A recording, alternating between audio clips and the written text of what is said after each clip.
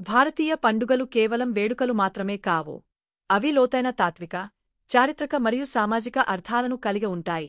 ప్రతి పండుగ దాని ప్రత్యేక ఆచారాలు, చిహ్నాలతో భారతదేశం యొక్క గొప్ప సాంస్కృతిక వారసత్వాన్ని ప్రతిబింబిస్తుంది.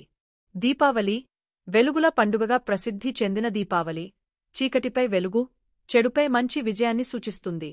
ఇది జ్ఞానం అజ్ఞానంపై గెలుపును, ఆత్మ యొక్క అంతర్గత కాంతిని గుర్తుచేస్తుంది.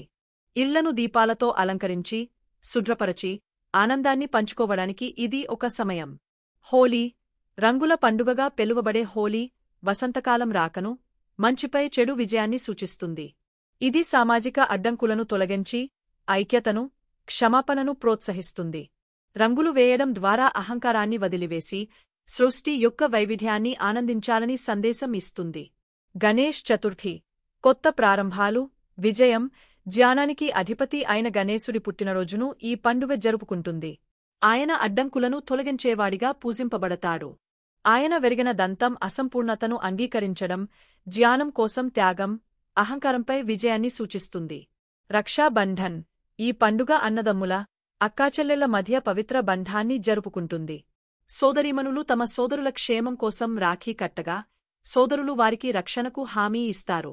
ఇది కుటుంబ బంధాలతో పాటు సామాజిక సంబంధాలలో కర్తవ్యం, రక్షణ యొక్క ప్రాముఖ్యతను తెలియజేస్తుంది.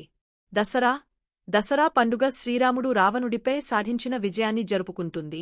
ఇది చెడుపై మంచి గెలుపును సూచిస్తుంది. ఈ రోజున రావణుడి దిష్టిబొమ్మలను దహనం చేయడం ద్వారా చెడు శక్తులను అంతం చేయాలని ప్రతీకాత్మకంగా తెలియజేస్తారు. కృష్ణాష్టమి, శ్రీకృష్ణుడి పుట్టినరోజును కృష్ణాష్టమి జరుపుకుంటుంది.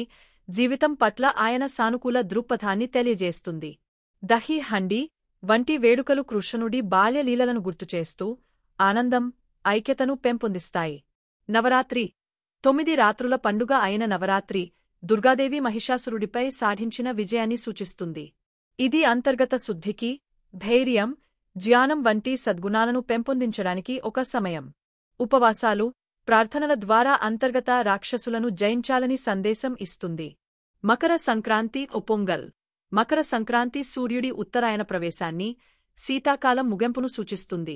ఇది పంట కోతకు కృతజ్ఞతలు తెలిపే పండుగ, ఆధ్యాత్మిక జాగృతిని, చీకటి నుండి వెలుగు వైపు ప్రయాణాన్ని తెలియజేస్తుంది. మహాశివరాత్రి, శివుడికి అంకితం చేయబడిన పవిత్ర రాత్రి ఇది. ఈ రోజున భక్తులు రాత్రిపూట జాగరణ, ఉపవాసం, ధ్యానం చేస్తారు. ఇది ఆధ్యాత్మిక వృద్ధికి, ఆత్మసాక్షాత్కారానికి, ప్రపంచ కోరికల నుండి విముక్తికి మార్గాన్ని సూచిస్తుంది. ఈదుల్ఫితర్, రంజాన్ ఉపవాస మాస ముగింపును ఈదుల్ఫితర్ సూచిస్తుంది. ఇది సామూహిక ప్రార్థనలు, బహుమతులు, ఆహార మార్పిడి ద్వారా సన్నిభావాన్ని, దాతృత్వాన్ని పెంపొందిస్తుంది. ధనిక కుటుంబాల నుండి పేదలకు బియ్యం దానం చేయడం దీనిలో ముఖ్యమైన ఆచారం. ఓనం, కేరళలోని అతిపెద్ద పంట పండుగ ఓనం. ఇది ప్రియమైన రాజు మహాబలి తిరిగి రావడాన్ని గౌరవిస్తుంది. పూల రంగోలీలు, విందులు, జానపద నృత్యాలు, పాము పడవ పందాలతో ఈ పండుగను జరుపుకుంటారు. ఇది సంస్కృతి, ఐక్యత, ప్రకృతితో అనుబంధాన్ని సూచిస్తుంది.